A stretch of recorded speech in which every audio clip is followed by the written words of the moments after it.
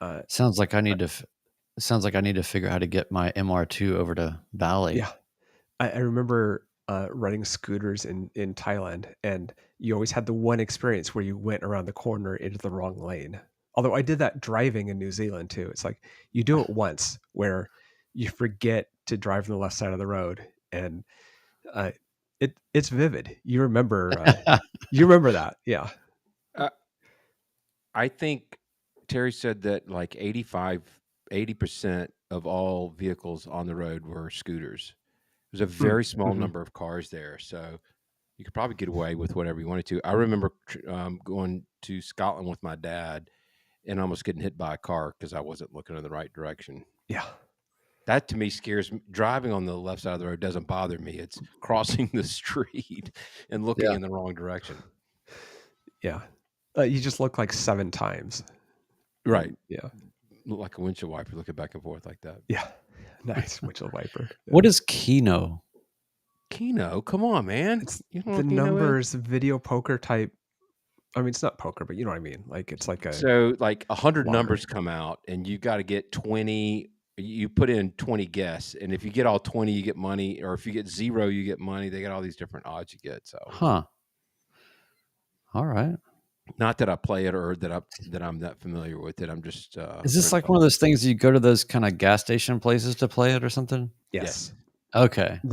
That's why I kind of like do that, because it's like I think about the TV that has the numbers on it. I see. Yeah. Nathan, Hey, I think Adam. we need to have a MPP hangman. Yeah. Nathan's going to be the keynote speaker at the next NAFI. Adam, nice to see you. Curly, nice to have you join us. Mr. Ballard. It's a good group. Yeah. Yeah, I'm Keynote's down too with going to complex. Biloxi. Yeah. Let's go to Biloxi. Ooh. Yes, he has a MR2. Although I'll just say Mr. Mr. 2 2 because it's kind of funny, but I know what you mean there. Yeah. I do have a 1985 AW11 Mark 1A with 3rd gen. So those are cool though. Those are the convertible ones. Those are still fun, but I can see where it doesn't meet the purist standard. But still, those are great cars. Virgil, you're wanting me to do that in the comments of your videos today. I saw that. So.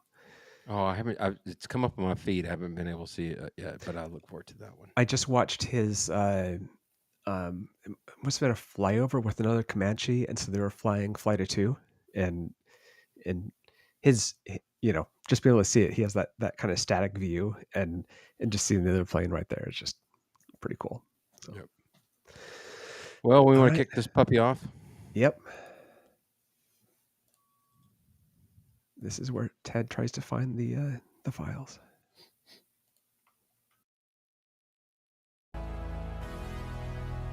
Welcome to the Midlife Pilot Podcast. What is it like to become a pilot in midlife? The challenges are unique, but so are the rewards. Hosts Ben, Brian, and Ted talk learning to fly, growing as pilots, and the joy of flying to destinations. The purpose of the podcast is not to teach, but to share knowledge and experiences. You definitely should not take any advice too seriously from an aviation podcast that uses terms like icing on the vegetables. Okay, checklists are complete. Let's get the show started.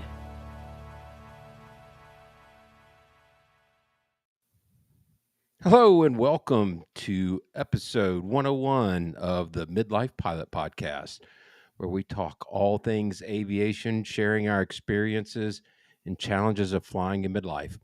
Whether you're a seasoned pilot, whether you're going through training, or you're just an enthusiast, we hope that you think about this podcast as your companion, your aviation companion, and maybe your weekly dose of aviation inspiration.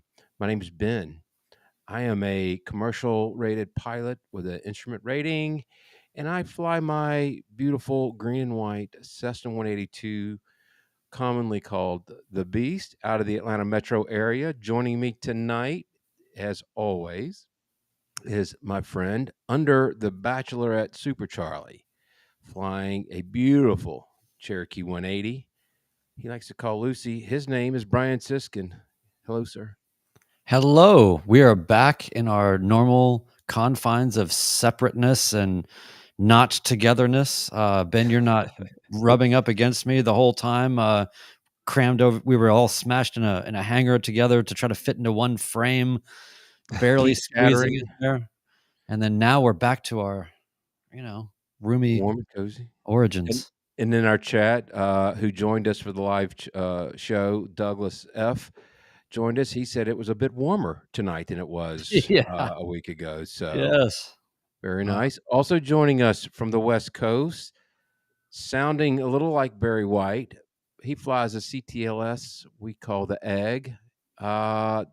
Sport pilot extraordinaire, Mr. Ted. How you doing, sir? Well, Hey there. all things considered, how you doing?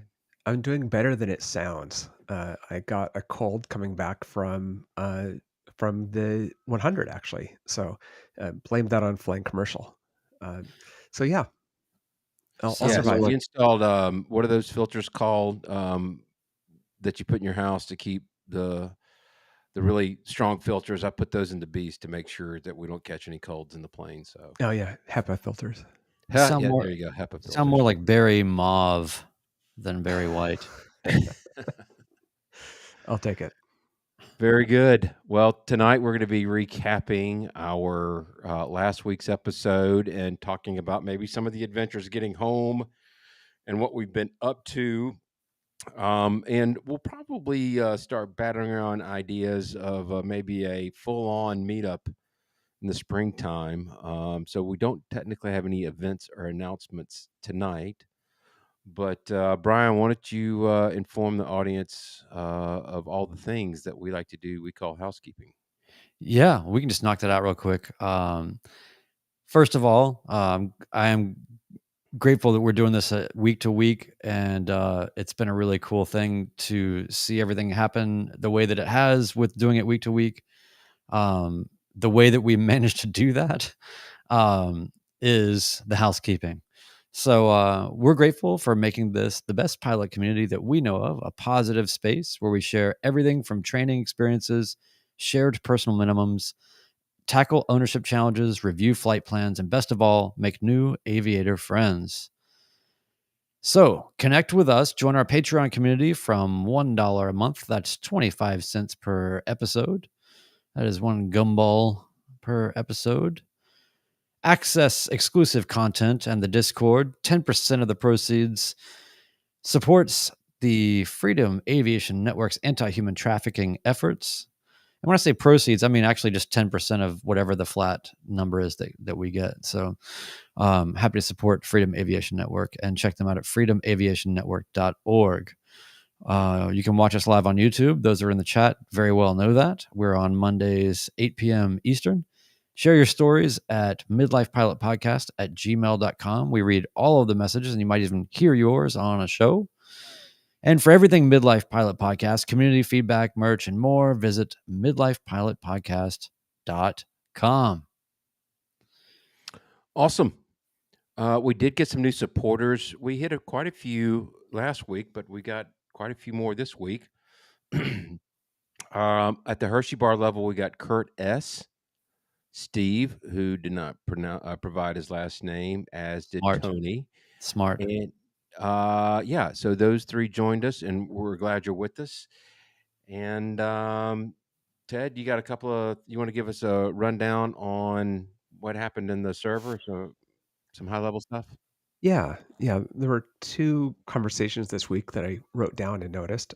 One was Charlie Golf gave a nice long description of transitioning from, I believe, a 172 to the DA40, which is sufficiently different from most things that we fly. So talked a lot about the T-tail and the CG differences in it. We also had a long conversation about aligning the DG and the compass, if that is needed, and if it, the rationale of doing it sitting on the runway, and that was a great discussion. But made me think that the free castering. So Charlie Golf was talking about free castering nose wheel and the difference between that. I've gone back and forth between those two, and the thing I remember about being on a free castering nose wheel is being pointed at the refueling truck, not fuel truck, but the big tanker truck. with the engine running, and you have to get enough momentum to start turning with the brakes, and you're sitting there facing it. You're like, all right, is this going to happen or not? So yeah. Very cool. So yeah, wanted to catch back up. I went back and watched, which I really don't like to do, our episode 100. I just don't like to hear myself talk. But I'm just going to speak for myself. It looked as fun as we were having. I mean, Yeah. it was a really Yeah. good time. Yeah, it was fun. I was so surprised that we had, you know, attendees to the non-event that had come from very far. Really appreciated that so much. It's kind of overwhelming, really. But I kind of felt bad because we didn't really have it was a non-event, so we were not really set up to accommodate people or anything. But again, it's like in the true Midlife Pilot podcast community scenario manual, somehow food gets there, people get what they need, everybody has a good time, and everything just kind of came together. And it's kind of what Chris did in terms of supplying the production capacity and the camera situation and the internet and all the feeds and all the plugins and all the microphones and all the great audio. I mean, we got some of the best audio I think you can get in an open hangar in the middle of West Virginia. And I can't thank Chris enough. There's Luke's Landing. He's the man known for the YouTube channel that only features one landing. But Luke was awesome to hang with up there, and we had a lot of good flying fun. I mean, everything was just kind of I don't know. It's almost like we've gotten a little bit of a rhythm about this now. Like we do these things, we meet up, we do these things, and it's the same thing. Mark has a mechanical, can't make it. Then we figure out how to get him there anyway, or whatever if we can, which we did, thankfully, because it was great to have a Wendell Geek there, and that was icing on the vegetables for us for sure. Ben So yeah, forgets to rent a car, and yeah, then a brand new to us courtesy car appears at the airport that we get free reins to drive it. Just these things. You're right. There things that don't go as planned. Somehow or another, things fall into place and makes it smooth as it possibly can be. I mean, it's uncanny. I think at every single one, even going back to Ocracoke Island, you lost your magnetos, yet things fell into place and you ended up flying the airplane back home. We can go through every single one of them. I guess St. Simon's would be my grand entry with 3 bounced landings. Was very embarrassing. But outside of that, I don't know if anything really went wrong beyond that. No, that was because we had somebody planning and organizing and doing that one that does it professionally. Right.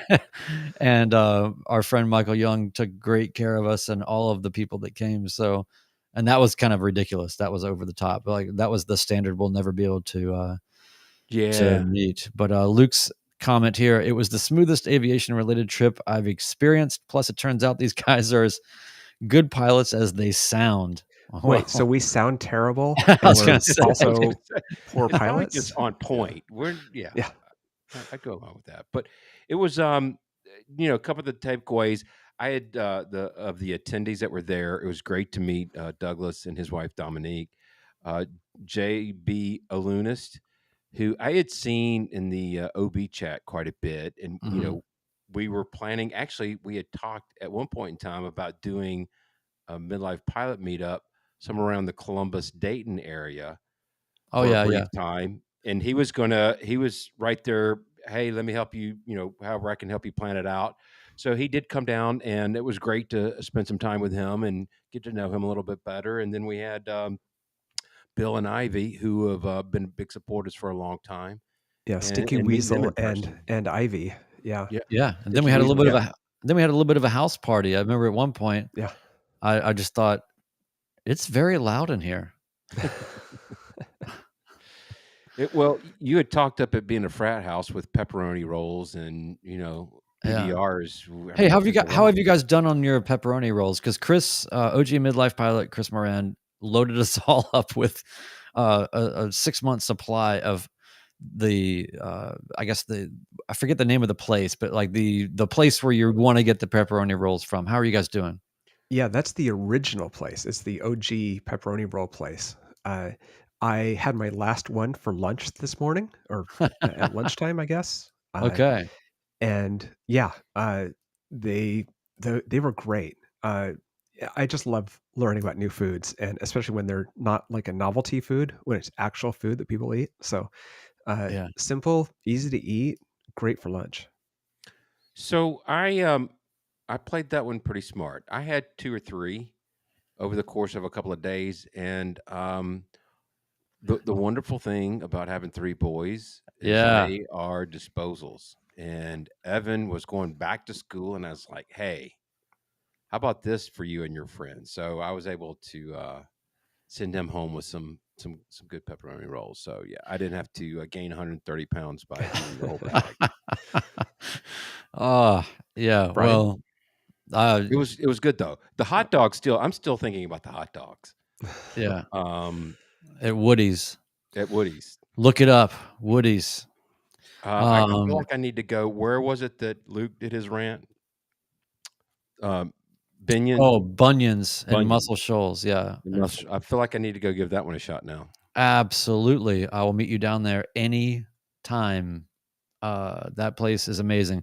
That place, they're like, that they're good when they are open Monday through Friday from 10 to 4 or whatever. They just Okay. don't even they they don't need to do the weekends or Yeah. whatever. They just run their business how they want to run it, and people make sure and get there for it. So it's definitely worth Okay, it. but I'm we've got getting to go hungry back to the talking about it. pepperoni. We got to go back to the pepperoni rolls because what was your experience, Brian? Oh yeah. I'm actually eating one right now. No, I'm sitting on them right now. In fact, that's how I couldn't get my chair adjusted. No, it's insane how many of these things I've eaten. I definitely had to do some giving of them away Yeah. so that I would have a chance at making it another year in this world. And so, but yeah, I have of the stash that I have. I think I have 1 or 2 left, and they're probably starting to get on the edge. As much as they're like infallible food, they're I don't know. So microwave them for 20 seconds, not 30, Instead of the 10, 20. right? Yeah, it's like there's All just a right. magic number for them. But yeah. Well, So I put just a little pro tip. Maybe this is a sacrilege. I don't know. We have string cheese, and I put it in there and then put it in the air fryer for about 4 or 5 minutes. mm, Wow. And yeah, it was pretty amazing. So little side hustle there. it's next level. Well, Yeah. as far as the flying, I know we talked about some of these things on episode 100, but I didn't know if Ben, you had any further thoughts about your 7 mile base or your fuel cap extravaganza, or any of the flying that you did, and maybe you can tell us a little bit about your return. Yeah. I still stand by my 7 mile base. I actually started to over the weekend, and then I got distracted with something. I was going to try to pull the ADSB historical data out and really kind of evaluate it, but I was like super focused on trying to figure out where this 208 was low level, and when I found them, it just my brain would not process maneuvering to enter a downwind to then reintroduce myself to this 208. Yeah. And I just felt like it was a path of least resistance. And also having that skywriting utensil, unbeknownst to me, again, it's not something that was of absolute urgency, but it's also something that I didn't want to just, you know, teeter around with, and I just wanted to get it on the ground.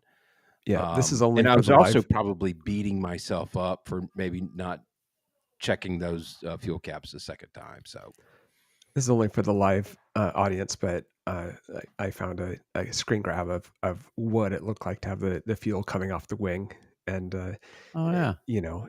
watching the video and seeing when Brian banked, when Ben banked a little bit to the left, and you'd see a little more fuel come off. And yeah, that's distracting, and that's the reason part of the reason that we went straight in.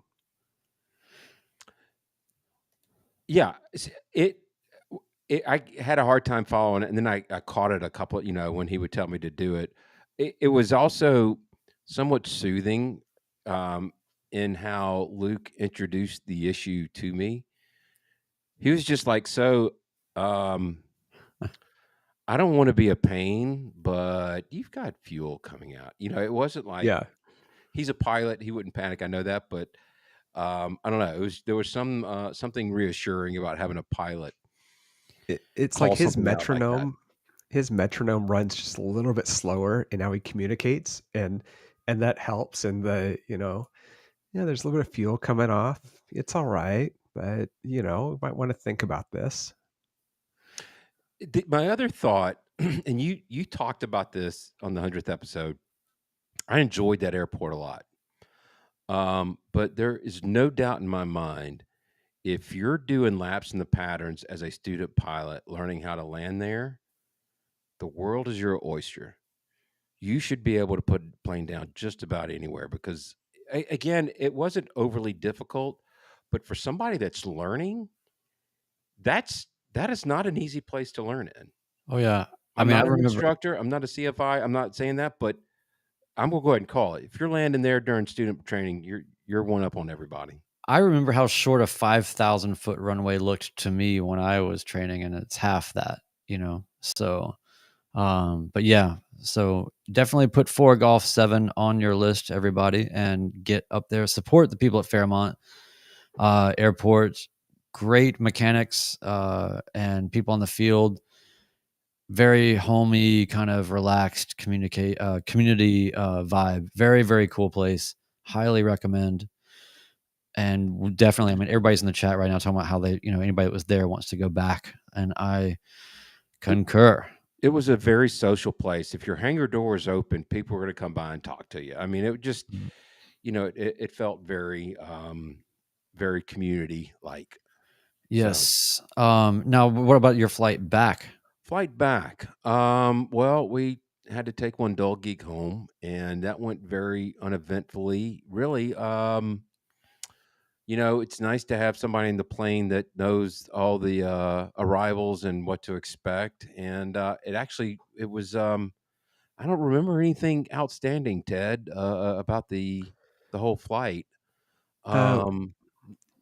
Yeah, I sat in the back, and it was really nice to just kind of daydream a little bit and look at the scenery because I don't get to see the East Coast very often. But we did have those bag of words. Yes, we did. Shall we play those now? Yeah. So we actually had 2, and the first one is a very surprising one. By the way, can I just say something real quick? I think it's hilarious that Ben's like, I don't know, not a lot happened really. It's pretty much just. I got to tell you, I don't know what he's about to play. Just a big bowl of nothing. I realized I couldn't tee it up to you because you don't know what it is. So yeah.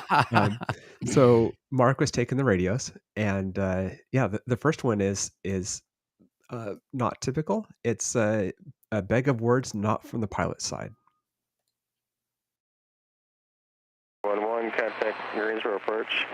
1-2, correction, 132. 134.5. 124.35. 2435. 124.35. 42911. Thanks. That is a we've all been bag of words. That's it. Doesn't usually come from the controller though. I forgot about that. Yeah. I really wanted to say something to him going, welcome to my world or something to that effect, that we've all been there. Yeah. I love that he gave 3 numbers. It was like, it wasn't just one that was wrong. He had to give 3 frequencies to get it right. That's one of those moments you want to say. It was, that's one of those moments where you want to say, controller, say intentions. Why don't you unclick, think about it for a minute, get back to me. Yeah. So, and then the second one fits the theme of always be able to make fun of Mr. Wendell Geek a little bit, and so he had his own bag of words moment. 2911, I think you checked in. Just verify information. Indian, you're planning the visual too. Affirm 42911, all correct. 911.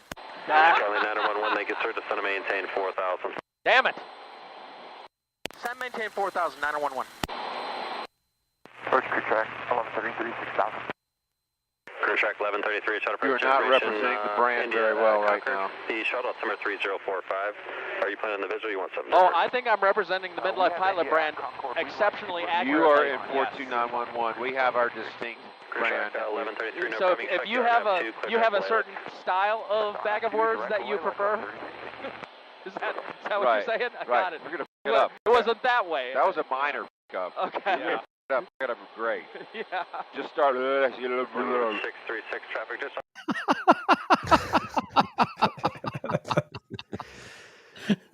There's a That brand took to a little- represent here. Yeah, it took a little bit of surgery to make that one podcast appropriate, but and it has. I love it because we're just talking over, the career track ATP student pilot that's there, but just having a great time. I mean, that was so much fun. And by the way, that if you go back and listen to that, damn it, you'll think that we did that as an audio drop to the original. Damn it, it's not. No. Mark has it down. He's like he can audio drop himself. So, So this brand, Ben, like what's what is unique about your brand? The brand, Brian, I'm glad you asked. The brand is to give off this image of pure professionalism when we're really just a bunch of bumbling idiots. That's kind of what the brand is coming out to be. So now it's just having a little fun with Mark. Well, yeah, that was solid. Now, and then how are your landings coming back and everything? Everything good?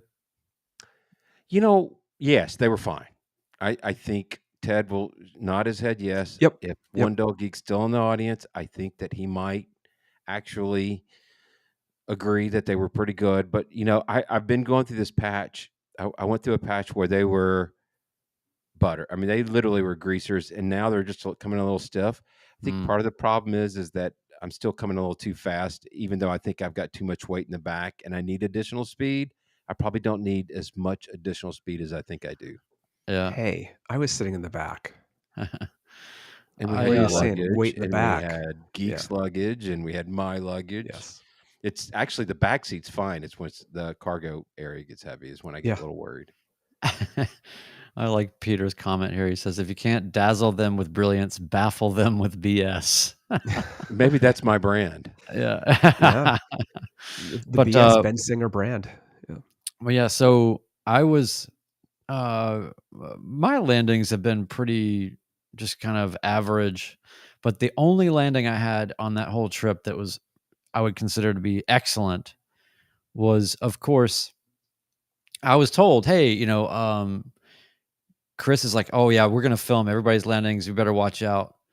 And so I'm coming in, I'm thinking, we're looking for Chris off to the side somewhere. We don't see anybody. You guys are all at the bar or whatever. And of course I come We're in actually in the hangar, but go ahead. yeah, I come in and just, there's no audience for the only greaser that I had the whole weekend, but it was a lot of really good flying. We went up to, we did Morgantown and what was the other place? Clarksburg. So those were, it was kind of hectic. It was sort of like, I'm not used to flying to airports that are 6 minutes away all the time. Yeah. Luke has a comment here talking about how KCRW is the smallest Charlie that he's seen. We stopped there on the way up. You guys can go back and learn about all the hijinks and reasons why in the last episode, why we all didn't end up meeting in Charleston for lunch and then carrying on to Fairmont. There were some problems at Fairmont. So, but anyway, yeah, Charleston was cool. It was good.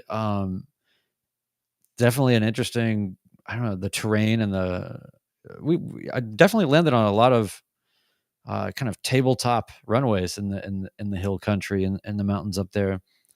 So I enjoyed all of that a lot. I definitely did not enjoy having so few options for places to land. It actually just, when we were flying from Morgantown or from Fairmont to Morgantown and all that, I was glad that, Chris had put it into our heads to just follow the highway because that's really all you got. And so that was good. On the way back, we were on our way to, we were going to go to, I remember that it was SJS. I can't remember the name of the town or anything about it. Was that Huntington? I don't think so. I think it's another place, but kind of in that range. We were planning on going somewhere because I think that there was maybe a cafe on the field or something, or I don't know, or near something place to eat nearby or something. We were headed that way, but for some reasons we had to do a divert, and we ended up going to Logan County Airport, which is 6 Lima 4, I believe. And let me tell you what an experience that was. That was one of those where you can't really find the airport until you're on it and you realize that it is just the top of a mountain. And we came in just short of the final on 6 Lima 4's approach. I think it's runway 24. It's 0624. Yeah. So we were coming in 24, and just before it is sort of angle, hilltop, mountaintop, dirt runways that are in the shape of a V. And we were trying to figure out, are they building a new airport in front of the old airport and or something? Anyway, we landed, got out, started talking to some people, and it turns out that C-130s do drops there every day, and we were hoping we would see one, but we did not. But the really tricky landing, and they do their what do they call the? Gosh, I should know this. My dad flew C-123s and C-130s, but the assault landing or whatever it's called, like where they combat landing.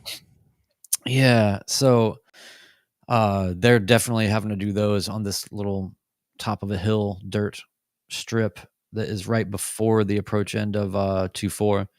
You can look it up on Google. It's pretty amazing. Yeah, of course, I've seen this bit before. Yeah, C-130 is big deal. I fly a C-150. So that's a good comment, Adam. So landing at 24, got out.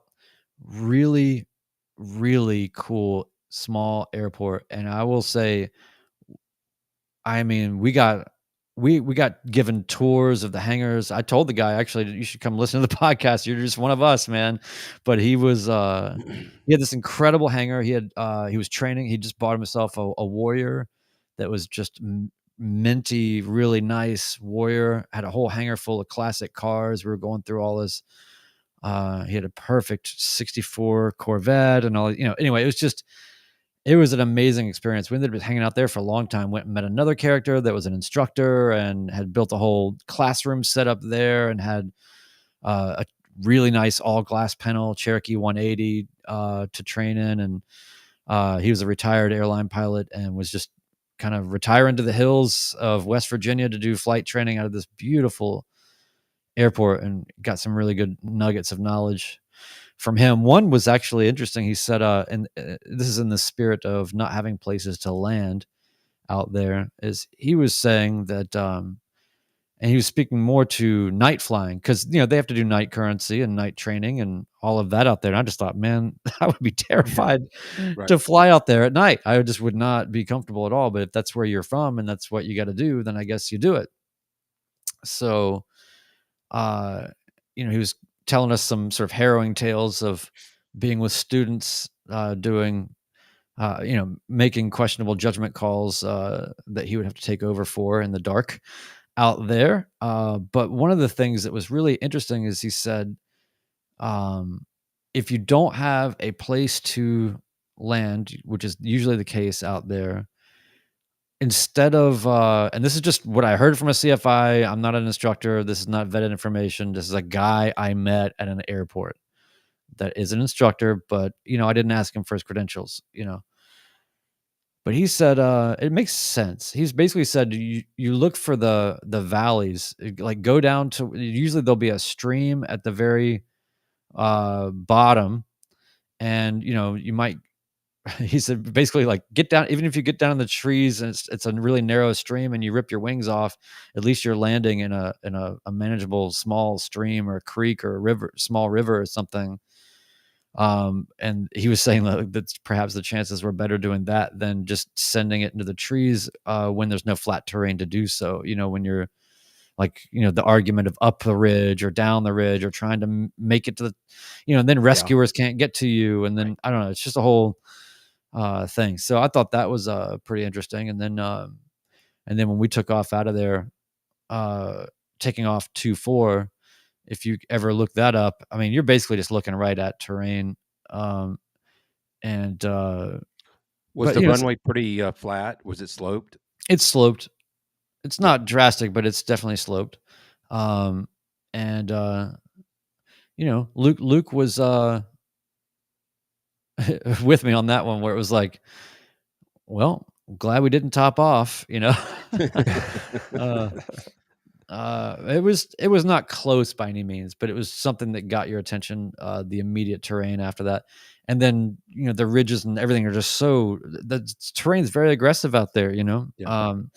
So anyway, it was a fantastic stop. It was one of those moments where I swear, I mean, as much as we plan and people plan trips and I want to make sure that there's a car and then I can get to this place and do all these things. And we've talked about this before, but the happenings, just happening into people and places, is really what it's all about.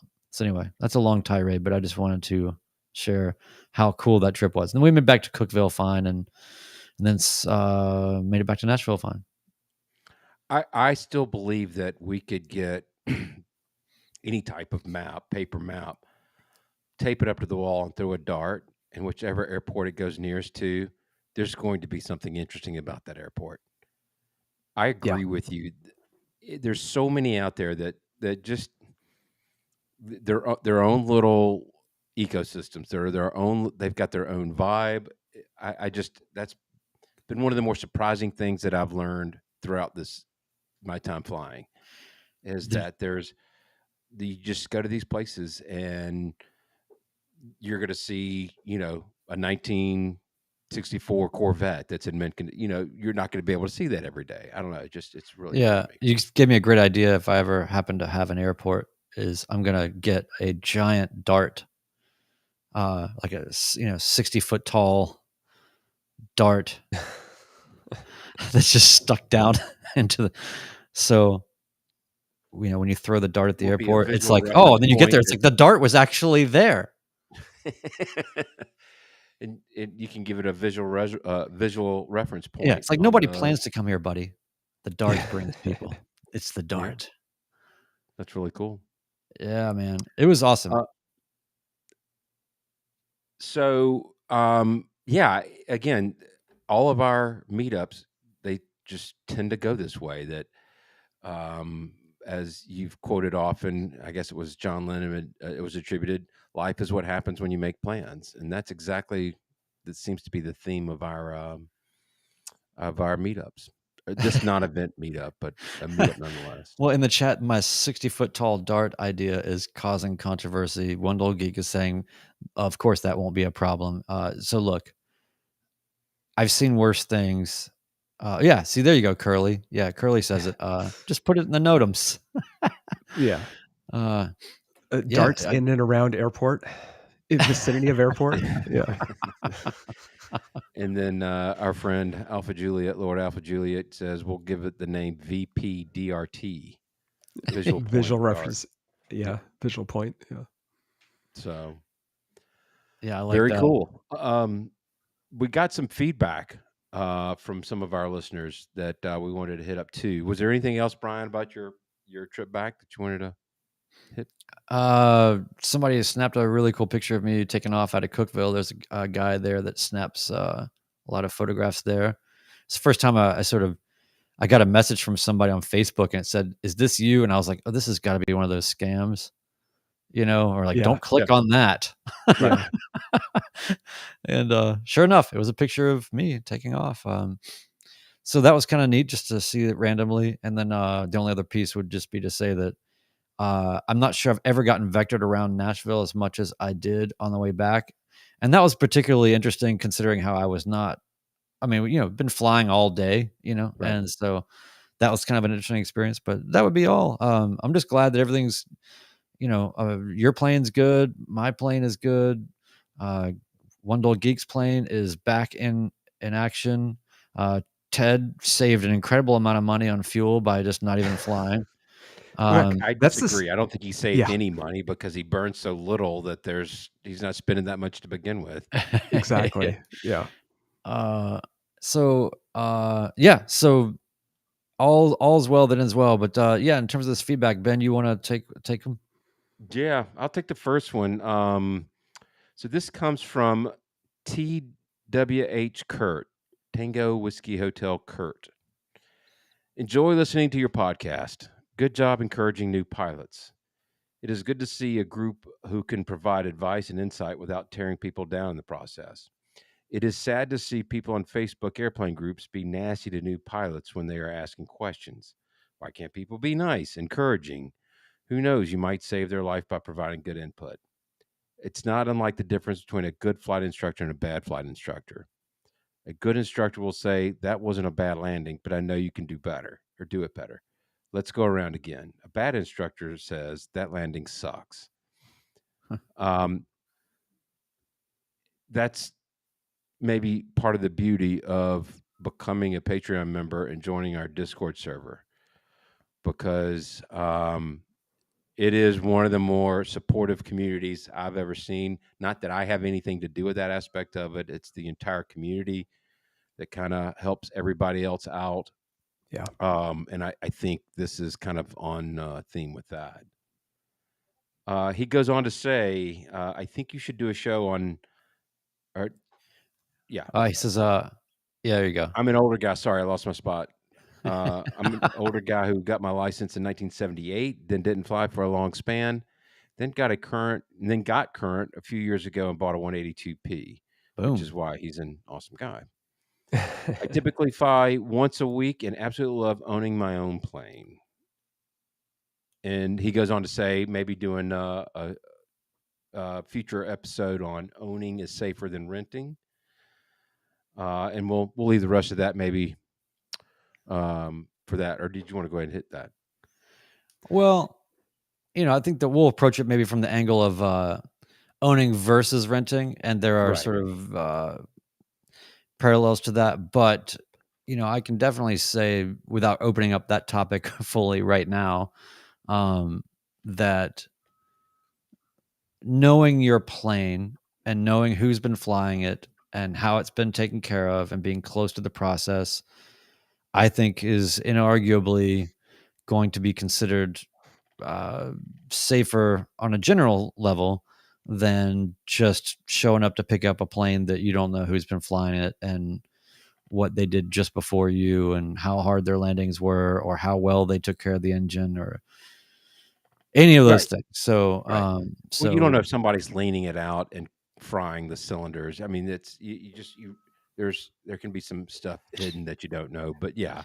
On the downside, you do know who flew it last. It was you. So that's not always good. Yeah. Yeah. That can go either way.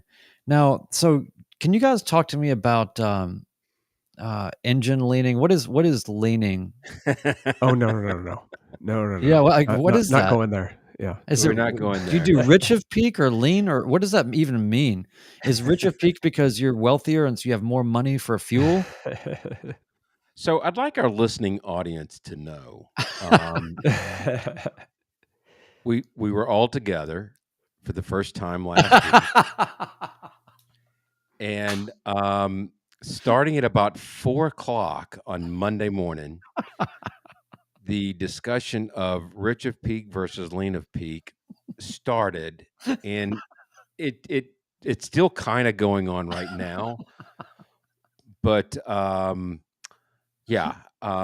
neither Ted nor I were really kind of involved in it, but we were affiliated with it just by being close to it. But there was a lot of discussion, a lot of AMPs called, AMPs present, and still, I don't think it's come to resolution. So I just want to let the listening audience know who wasn't actually at the meetup that they're lucky that they weren't subjected to torture. Send us your feedback at midlifepilotpodcast@gmail.com and write a minimum 5-paragraph essay with citations on Rich of Peak or Lean of Peak, and Ted will read all of it. Yes. I All don't of it. know what the problem is. My FADEC puts me in lean of peak when I throttle back to 97%. At 98 to 100%, it's rich of peak. 97 below. So I don't know what the problem is. You guys have an extra knob. I don't have it. Yeah. So, and while you're at it, tell us which is better, north up or track up. Let's go ahead and get that debate going. Yeah. High Low wing. wing, high wing. Go I ahead. was gonna say, let's just go ahead and maybe we should take them one at a time. But anyway, no, thanks for that feedback, Kurt. We appreciate it, and we may be able to maybe dig in deeper on owning versus renting down the road.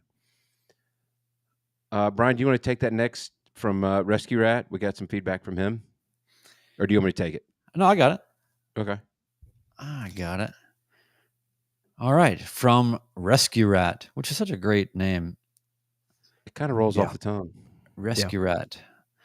I really enjoyed episodes 98 and 99. I'm currently a 55-year-old private pilot student preparing for my check ride with 103 hours of flight time and 173 landings. The episode about plateaus especially resonated with me as I recently took a 3-week break from training to visit my daughter in Texas.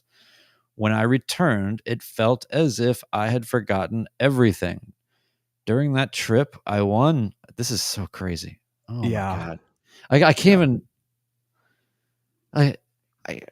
I want to be happy for other people. I really do. I want to be benevolent and I want to be one of those kind of people that can just be purely happy for someone else. But this is pushing the bounds of my limitations as a mediocre person. I will continue. During that trip, I won a Cessna 140 and took a 1-hour tail wheel familiarization flight. But the time away from the cockpit definitely had an impact. The talk about this, so Ted left a note there that he talked about this. So on the Discord, if you go into podcast chat, you will see the whole story from Rescue Rat about how he won a Cessna 140. And I just love how that's just sort of thrown in there. It's like, I had to go visit my daughter for a little while. I was just getting a little rusty. I won a 140, but anyway, then I did a little bit of tail wheel familiarization. There was a 140 in my parking lot, and not sure how I got there, but hey, as one does, just a 140 shows up. Yeah, no, I'm really weeks happy. Away, I was a little rusty, but anyway, I won a whole plane. Yeah. Oh, it's so great! Congratulations again, man. That's just like that is a dream scenario for me, is that a 140 just falls into my life. So that is one of the coolest stories I've ever heard. But more to the point of the message, it is hilarious. Yes, we talked about it in the plateaus. If I don't fly for 3 weeks now, I don't have any concern about it at all. When I was training, if I had 3 weeks off, I would have probably thought I just need to start completely back over. Oh man. Yeah. I would even go beyond that. I would say during the first 200 hours, if I took 3 weeks off, and I've said this before in the chat, on the podcast, one of my flying mentors says, you go by that checklist verbatim, you do not skip a step, get yourself back in the right routine when you take some time off. So yeah. And honestly, I've only had that much time off, maybe a handful of times. Maybe the most I've gone is maybe, I don't know, I want to say maybe 4 or 5 weeks. is probably the most I've done, and that was really because of weather, holidays, I don't know, just a bunch of stuff stacked up like that, and then plane issues or I don't know, something. But what's the longest you've been away from it, Ben? I think when we were getting the new bladders, it was during COVID and the material shortage. I think we were right at 2 months. Mm. No, that's bladders for the plane, to be clear. Fuel bladders. Yeah. All right. Thanks for that clarification. I will say I did go up with my with the instructor buddy who owns a Warrior, and I'd never flown a low wing. I happened to run into him at the airport, and he had said, "You need some low wing time. Let's get you up." And so when I was about 6 weeks into it, I was like, "I'm going through withdrawals. Can you help me out?" And so we went up, and that was cool. But it's kind of like it's not my brand, but I'll smoke it. At the end of November, what year would that have been? 2022, I guess. When I knew that I was going to be getting the egg, I had to wait till April to get it, and so I think I only flew once or twice in that time period. And yeah, that was definitely jonesing at it, realizing that you're short of flying, and it's also winter here, which is miserable. So right, yeah. Oh yeah, because it almost gets below freezing. It's not that it gets below freezing. It's the clouds are at 1,000 feet. It's raining the whole time and it's dark the whole time. So yeah, and you catch a cold. Yeah. Pretty excited for our friend Adam V, who's been away from flying for 15 months. He's been a little busy with family fun, but he is going back at it next week, and I have inside information as to what he will be flying, and I do believe it starts with a D and ends with a D. So I'll let you guys figure that out. So do you want me to read this other one, Ben? Yeah, I'll take the next one. Or okay, we'll just call it. We'll make this the last one. This is from a listener, Chris H.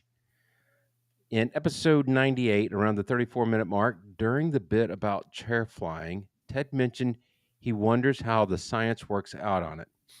I can say that in the military flight training program, chair flying was heavily emphasized, and I believe made a big difference in performance. If anybody wants more support for it, check out, we'll link this in the show notes. There's a clip from the Blue Angels during a pre-flight brief. I did see that. And it's wild. It is. When they say chair flying, they are making the motions that they need to make to do the planes, to make the planes do what they want to do. It was it's pretty amazing.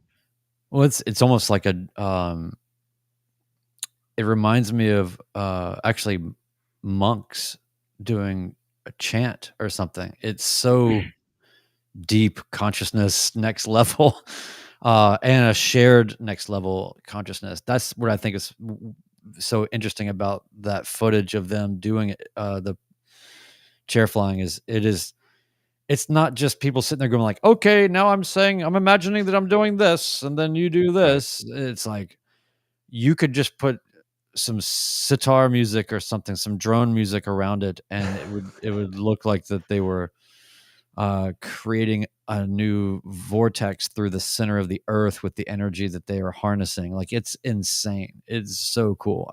I loved seeing that. Thank you, Chris, for sending that. I had no idea. That was so cool.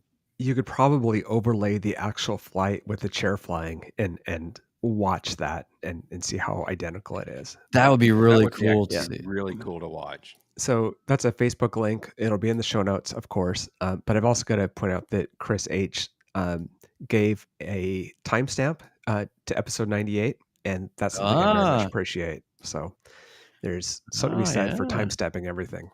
Yeah, one of your brethren. Yes. And just one more other quick plug that I meant to mention earlier. When we're talking about hot dogs, and another show note for you, Ted, is you need to put Luke's hot dog video in the show notes, please. I don't know how long that rant goes, but I think it's a good solid 7 or 8 minutes, maybe even longer. And I am doubled over. I've watched it 4 times now, Yeah. and I'm not joking. I laughed just as hard on the 4th time as I did the first time. Yeah, we watched it in the And I am Airbnb. compelled to go to this airport just so I can get this hot dog, just based on his rant alone. So, It's a good bit. That was, Luke and I have had a lot of really fun flights. We've ended up sort of being a little bit of a I don't know, like a redneck Starsky and Hutch or something with an airplane. It's been really cool. Adam says here, I've met 2 of the Blue Angel pilots, did work in their houses, and they're super normal guys until you start talking airplanes. Then they zero in and become hyper-focused. Really fascinating. I mean, training and primacy on the level that they are being trained to have primacy, I can only imagine that it is such a behavior modification to where it's probably Pavlovian on a certain level. Yeah. That's really fascinating. I'm sure when you engage with them in aviation conversation, the words that come out of their mouth are going to be so over my head. Like, they're at such a higher level than the rest of us. I'm not sure I'd be able to track a conversation with them. But, it'd be fun trying. We're just like, hey, how about you just follow me and we'll find you on fingers. Hey, have you stalled a plane before? Are we going to read any of these other short little ones? We can. We got a few minutes left. You want to go ahead and hit that next one? Yeah. These are just comments on people have posted on Patreon. Okay. So from Ben S, not to be confused with our Ben S. This is the Down Under Ben S.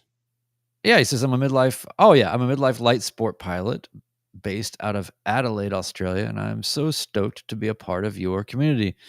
Short, sweet message, but I gotta say, when I think about this being international, it's we've definitely had folks from all over, and it's just a really cool thing. It also just speaks to just how it doesn't really matter where you are. We all have the same problem. So, yes. That's good. It's good. Yep. I'll take the last one from Frederick C. I'm a classic midlife or even beyond private at 56 in 2022. Check ride for instrument and theory this week if weather behaves. So I'm assuming he's maybe a European pilot. No. He's I'm trying to remember where he is, but maybe he's local. When he I hear introduced himself. When I hear tests, they have theory written tests in Europe for theirs, and I just kind of conflated the two. So my apologies, Frederick C. or Frederick B. Let us know where you're from or where you're at, so we can be more accurate in the future. He introduced himself in Discord about a week ago, and I remember that information's in there. Okay. Oh, good. Well, I'll hopefully the check ride happened. Yeah, maybe it did. All right, let's wrap this thing up. Let's, before we put my foot further into my mouth. Well, good chat tonight. Talking about our fun times last week. I know we've got something topic scheduled next week, but I don't have it in front of me. I'm not even going to take a guess. But I want to ask either of you two, anything else you want to bring up to the group? We've only got 99 more episodes to episode 200. Do you guys want to start planning, or? We got a meetup somewhere in the spring before that comes. So how long will it take us to get to episode 200? 99. That's like almost couple 2 years. Yeah, almost 2 years. Yeah. Yeah, and if anybody if you are curious about the meetup, and we'll probably do something in March or April when we generally do it. Mm-hmm. Now is the time to speak into our Discord and say, I think that we should do it here or there. Should we mention where we're thinking about doing it? Or email us at midlifepilotpodcast@gmail.com. Yeah. But not everybody's on the Discord. We got a lot of listeners out there. So hit us up. Let us know. We've discussed a couple of places. I don't think it hurts to throw it out there now. Brian. I think it does. I think we should wait. Oh, okay. I think let's I had a feeling. Yeah. I had a feeling. Yeah, I had a feeling we're gonna keep that. We'll keep it close for a little bit. We've done a Okay. bunch in Nashville. We've done some East Coast. So how can we get our East Coasters to go slightly west? And see if we can get tease. suggestions. Yeah. Nice tease.